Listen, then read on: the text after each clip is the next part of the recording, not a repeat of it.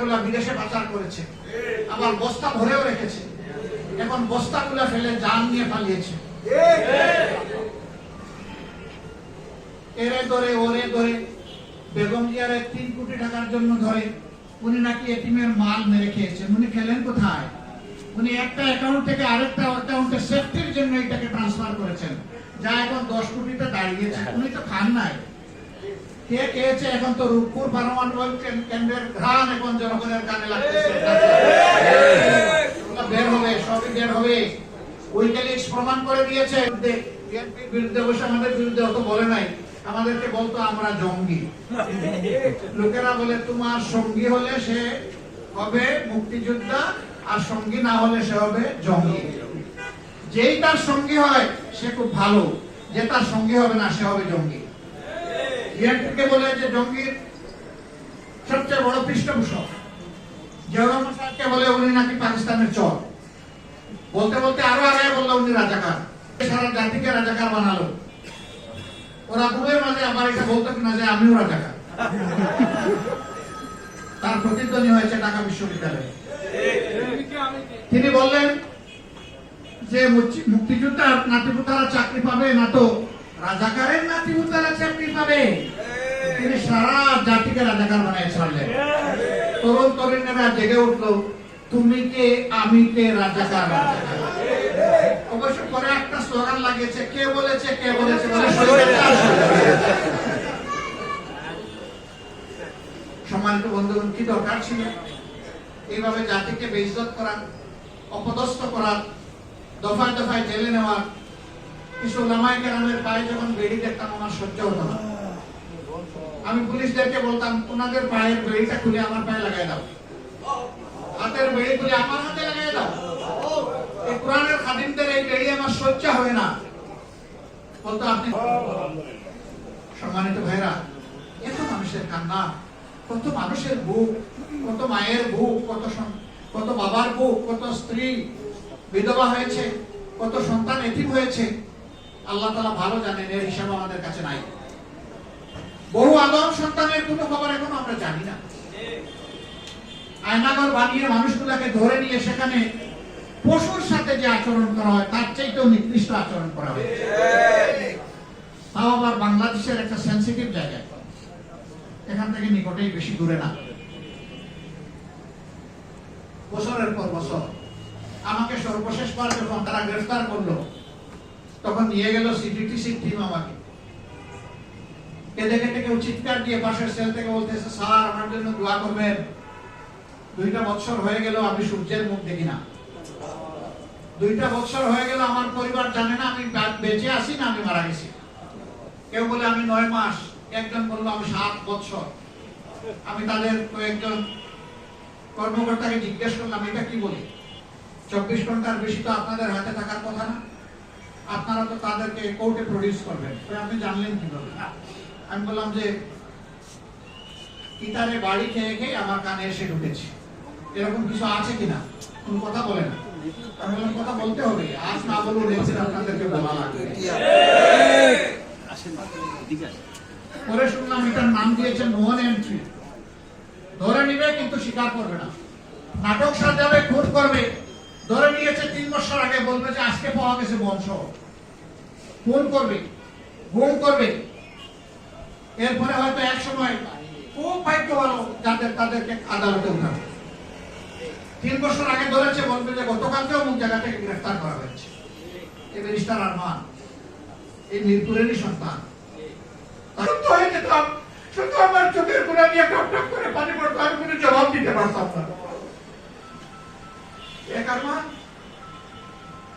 এরকম কত মায়ের বুক খালি করে, পায়ের বুক থেকে ছিনতাই করে তাদেরকে দিয়ে কোথায় যে রাখা হয়েছে তার কোনো খবর নাই। এখন পর্যন্ত অনেকের খবরই পাওয়া যায় নাই।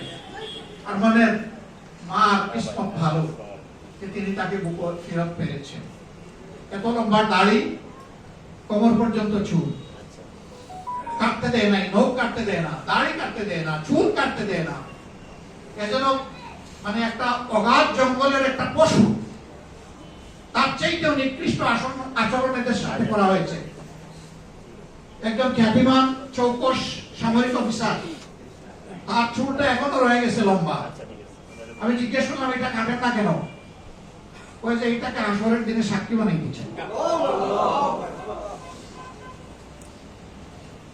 এই আচরণ মানুষের সাথে করা হয়েছে। আল্লাহর জমিন কত জুলুম সহ্য করবে, শেষ পর্যন্ত জুলুমের অবসান হয়েছে আলহামদুলিল্লাহ। এই জুলুমের অবসান এমনি এমনি হয়নি, হাজার প্রাণের বিনিময় হয়েছে।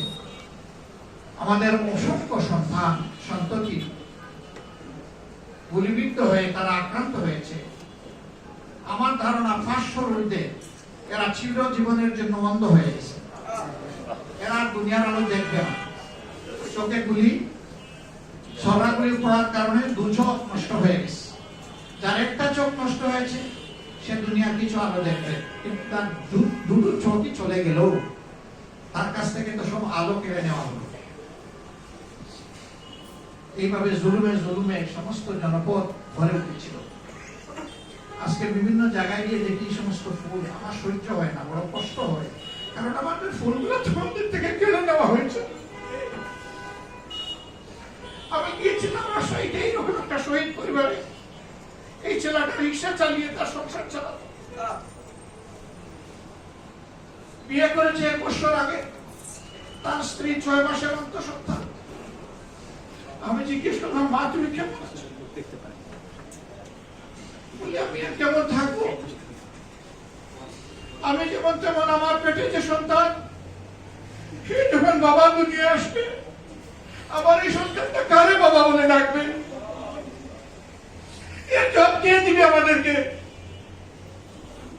এইভাবে পাষাণরা আমাদের বুক থেকে আমাদের হাজারো কলিজার টুকরাকে কেড়ে নিয়েছে। আমি দোয়া করি আল্লাহ তাদেরকে শহীদ হিসাবে কবুল করুন। আমিন। দোয়া করি তাদের আপনজনকে আল্লাহ তাআলা সবরে জামিল দান করুন। আমিন। যারা আহত হয়েছে মাবুদের দরবারে দোয়া করি আল্লাহ তাদেরকে পঙ্গু বানাইও না, তাদেরকে সুস্থতার নিয়ামত দান করুন। আমিন। আমাদের প্রিয় সংগঠন দিনরাত ছুটে চলছে তাদের পিছনে, আরো অনেকেই চলছে, আমি সকলের প্রতি কৃতজ্ঞতা জানাই। তাদের একটু কষ্ট লাঘব করা যায় কিনা, অনেকের হাতে আমরা সামান্য একটু সহযোগিতা উপহার তুলে দিতে চাই। শিক্ষার্থী বলে আমার এই সহযোগিতার প্রয়োজন নাই, আমার সন্তান পাইলেই আমি শান্তি হইতাম, আমার সন্তান তো পাবো না, এই সহযোগিতা আমার লাগবে না। কি সান্ত্বনা দিব তাদেরকে বলেন? সম্মানিত ভাইরা, এরা তো এই দেশেরই মানুষ, এরা তো অন্য কোনো জায়গা থেকে আসে নাই, ব্রিটিশ পেনিয়া নয়, পাকিস্তানি দখলদার নয়, এরা তো আমাদেরই অংশ। তারা একই আচরণ করলো এই জাতিটার সাথে। চতুর্দিকে দুর্নীতি, দখল বাণিজ্য, চাঁদাবাজি, ধর্ষণ, লুণ্ঠন, হত্যা, গুম, লালে লাল বাংলাদেশ। বুক ফেটে যায়। ঢাকার 2টা প্রসিদ্ধ মহিলা কলেজ আমাদের এগুলোর সাথে আপনারা আজ থেকে 3 বছর আগে এই রিপোর্টগুলো দেখেছেন। এই রিপোর্ট দেখার পরে হৃদয় ভেঙে টুকরা টুকরা হয়ে গিয়েছে। কার মেয়ের সব কিছু শেষ করে দিল এই লম্পটরা। সবগুলা লম্পট। এরা গিয়ে ঢুকেছে আমার জাতীয় সংসদে। এই সংসদ ছিল লম্পটের কারখানা।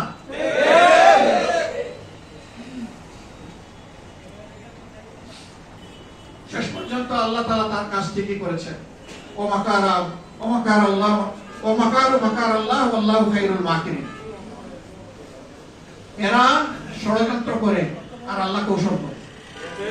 আল্লাহ কৌশলের কাছে সকল ষড়যন্ত্র অচল।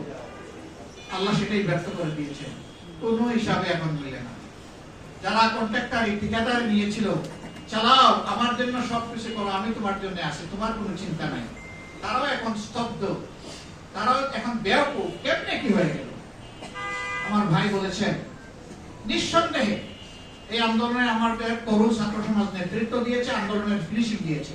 কিন্তু আন্দোলন তো শুরু হয়েছে 2009 সালের 10 জানুয়ারিতে। হাজারো রক্ত, হাজারো জীবন, হাজারো কুরবানি, এই আন্দোলন ধাপে ধাপে এসে এখানে উপনীত হয়েছিল। এই আন্দোলনকে সরাসরি নিয়ন্ত্রণ করেছেন আল্লাহ সুবহানাহু ওয়া তাআলা। এখানেই আল্লাহর উলুহিয়ত। এখানে আল্লাহ চিনার ব্যাপার। সম্মানিত বন্ধুগণ,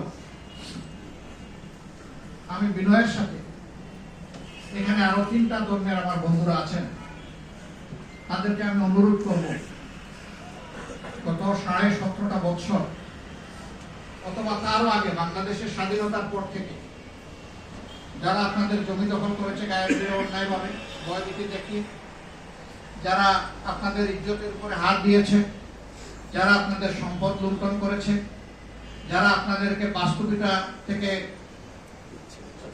বেদখল করেছে, আল্লাহর রাস্তায় আপনারা সাদাকে সাদা বলুন, কালোকে কালো বলুন।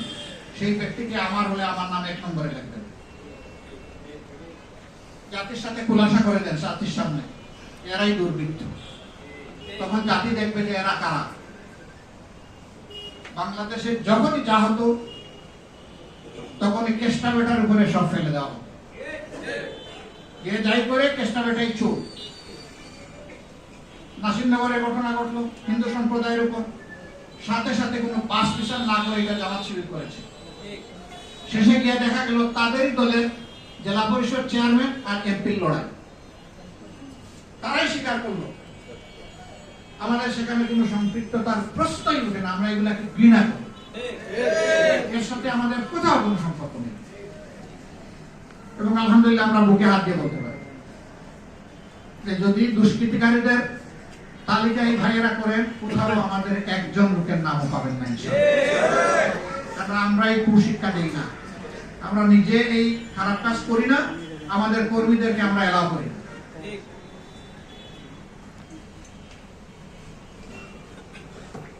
সুন্দরগঞ্জের এমপি গাইবান্ধার মারা গেল লিটন সাহেব, প্রধানমন্ত্রী সংসদে দাঁড়িয়ে বললেন এটা জামাত শিবিরের কাজ। পরে দেখা গেল না, সেখানে ক্ষমতার লড়াইয়ে তিনি নিহত হয়েছেন সাবেক একজন এমপির সরাসরি পিস্তলের গুলিতে। তার সাজা হয়েছে। যদি সত্যি তিনি এটা করে থাকেন তার সাজা হওয়াই উচিত, আর না করে থাকলে একদিন হয়তো তিনি মুক্ত হবেন। কিন্তু শেষ পর্যন্ত আমাদের কোনো সম্পৃক্ততা পাওয়া গেল না। এর মধ্যে আমাদের 27 জন লোককে ধরে এনে অমানবিক নির্যাতন করা হলো। এই নির্যাতন ফিরিয়ে দিবে কে? এই যে অন্যায় নির্যাতনটা করা হলো, এখন তাদের এই পাওনাটা ফিরিয়ে দিবে কে? এরকম যেখানে যা ঘটে বাস বিচার না করে আমাদের উপর দেয়। এবারকার যে আন্দোলনটা হলো, সেই আন্দোলনে মেট্রো রেলের 2টা স্টেশন এবং টিভি স্টেশন 3টা জায়গায় হামলা হলো, ভাঙচুর হলো, কোথাও আগুন জ্বললো। কিছু না বলে আমাদের নামে চালাই দিল। আমরা বললাম যে জাতিসংঘের অধীনে একটা ফেয়ার তদন্ত হোক। সেই তদন্তে যদি জামাতের একজন সমর্থক, শিবিরের একজন সমর্থকও চিহ্নিত হয় এরকম ধ্বংসকারী হিসাবে, তাকে আমরাই আইনের হাতে তুলে দেব এবং তার ব্যাপারে যেন সর্বোচ্চ শাস্তি প্রয়োগ করা হয়। আমরা নিশ্চিত এই কাজ কোনো বিবেকবান মানুষ করতেই পারে। এটা দুষ্কৃতিকারীদের কাজ, এটা সাবোটাইজ। এমনকি আমি আরো যুক্তি বলবো যে এদেশের কোনো মানুষ তার নিজের দেশের সম্পদ ধ্বংস করতে পারে না। তারা করেছে সেটা বের হওয়া উচিত।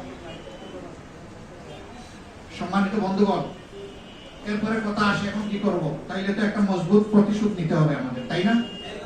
না, আমরা প্রতিশোধ নেব না। প্রতিশোধ প্রতিহিংসার জন্ম দেয়, আর প্রতিহিংসা সমাজের সর্বনাশ সাধন করে। আমরা এই কাজ করব, আমরা কোনো প্রতিশোধ নেব না।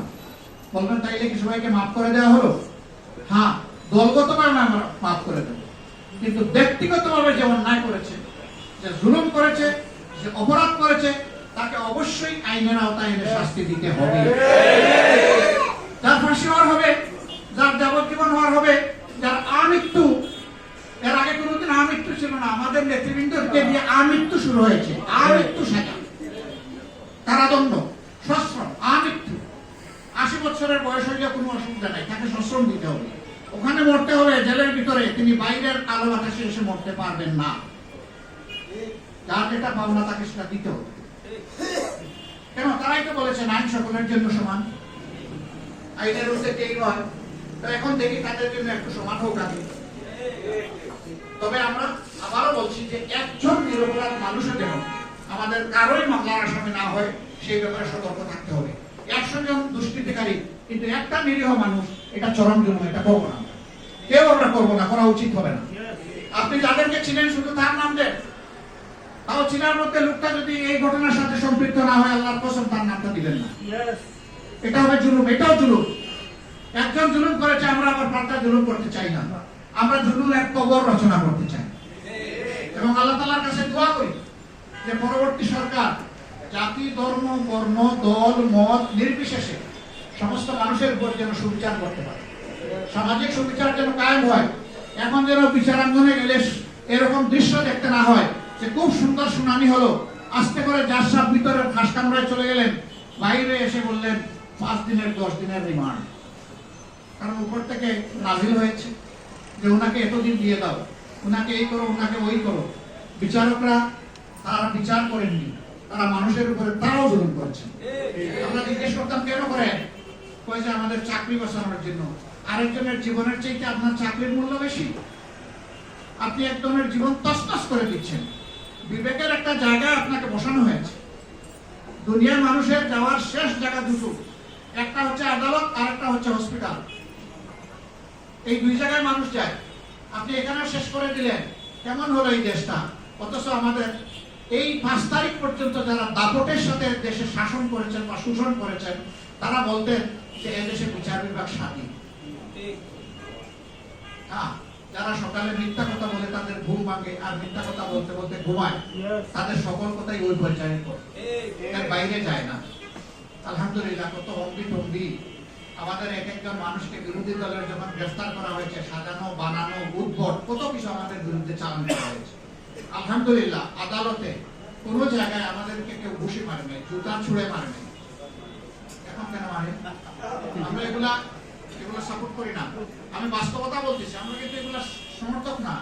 আমরা চাই সে যেই হোক, আইন অনুযায়ী তার বিচার হোক, এর জন্য আইন হাতে তুলে না নেই। কিন্তু পাবলিক সবকে আমার কথা শুনে, আপনার কথা শুনে যারা ব্যক্তিগতভাবে ক্ষতিগ্রস্ত হয়েছে, আহত হয়েছে, নির্যাতিত হয়েছে, তারা বুঝ দিবে কে? তারপরে আমরা মানুষকে কড়া জোরে বলেছি যে আসেন আমরা সবাই মিলে শান্তির দিকে যাই। অশান্তি সৃষ্টি করা ঠিক হবে না। আপনারা আশা করি সকলে স্বীকার করবেন, একমাত্র দল জামাত ইসলামী, যার একজন বর্তমান আমির, একজন সাবেক আমির থেকে শুরু করে 1, 2 সিরিয়ালি 11 জন নেতাকে খুন করা হয়েছে। বিচারের নামে তাদেরকে জুডিশিয়াল কিলিং করা হয়েছে। যার শত শত কর্মীকে খুন করা হয়েছে।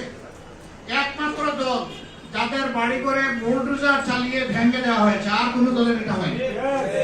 তাহলে প্রতিশোধ নিলে তো সব আগে আমাদের ভাব প্রতিশোধ নেওয়া। আমরা আল্লাহকে সাক্ষী রেখে, আপনাদেরকে সাক্ষী রেখে বলছি, আমরা কোনো প্রতিশোধ নেব না। প্রতিশোধের রাজনীতিতে আমরা বিশ্বাস করি না। আমরা কি করেছি? এই পরিবর্তনের সাথে সাথে আমরা এটা আমাদের নাগরিক দায়িত্ব মনে করেছি। আমরা বিভিন্ন ধর্মীয় প্রতিষ্ঠান, এমনকি মসজিদেও সারপ্রাইজ হতে পারে। আমরা সব জায়গায় হাতে লাঠি দিয়ে আমাদের কর্মীদেরকে বসেছি, পাহারায় বসে যাবে। তারা দিন রাত খেয়ে না খেয়ে, বৃষ্টিতে ভিজে এই প্রতিষ্ঠানগুলো তারা পাহারা দেওয়ার চেষ্টা করেছে যতটুকু তাদের সামর্থ্য আছে। আলহামদুলিল্লাহ, এর কারণে এবার বাংলাদেশে কোথাও বড় কোনো দুর্ঘটনা ঘটেনি। কেউ সাজিয়ে গুছিয়ে বেলুন ফুলিয়ে এটাকে দেখাতে চেয়েছিল। আলহামদুলিল্লাহ, তাদের সমস্ত প্রয়াস ফ্লপ করেছে, ব্যর্থ হয়েছে, বেলুন ফুটা হয়েছে। এবার নাটক সাজানো যায়নি এটা নিয়ে। আমি ধন্যবাদ জানাই অন্যান্য ধর্মের ভাইদেরকে। সেদিন আমি ঢাকা মহানগরের উত্তরে কেন্দ্রীয় মন্দিরে গিয়েছিলাম। একজন ভাই দ্ব্যর্থহীন কণ্ঠে বললেন যে আমাদেরকে কেউ আঘাত করে নাই, আমাদেরকে সবাই এখন পাহারা দেয়, ভালোবাসে, আমরা নিরাপদে আছি, শান্তিতে আছি, আমাদেরকে নিয়ে মেহরবানি করে কেউ মিথ্যা খেলবেন না। এই কথাগুলো শক্তভাবে আরো বলতে হবে। আমরা সবাই এখানে থাকতে চাই।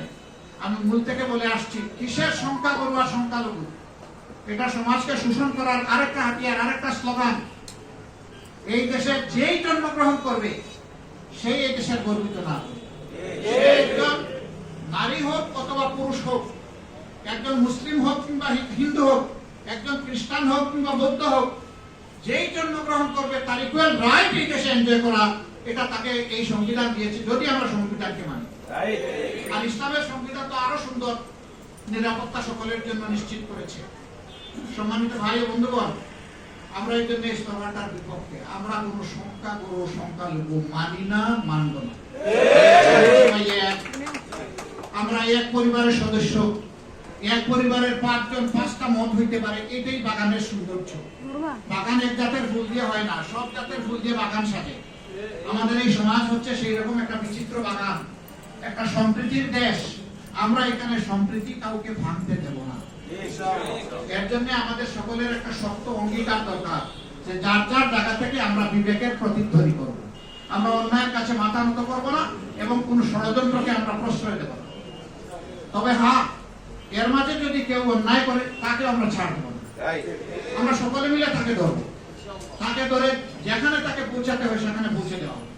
এবং এরপরে এই বিষয়ে সর্বোচ্চ আইনি ব্যবস্থা নেওয়ার জন্য যে মজলুম যারা ক্ষতিগ্রস্ত হয়েছে তাদের পক্ষে থেকে আমরা সবাই একসাথে লড়াই করবো ইনশাআল্লাহ।